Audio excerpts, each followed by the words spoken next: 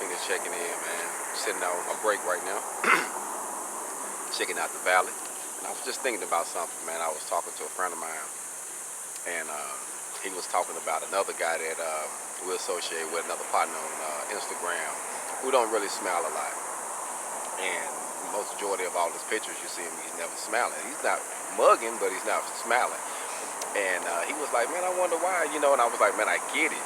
Once we do so much time, especially us black men, I mean, especially behind those bars, I mean, we smile and we laugh amongst those that we're cool with, but when it comes to photos and being around people we don't know, we don't necessarily mug, but we don't smile because we're always observing and we're always watching. So we just like, zoning in on what's going on around us.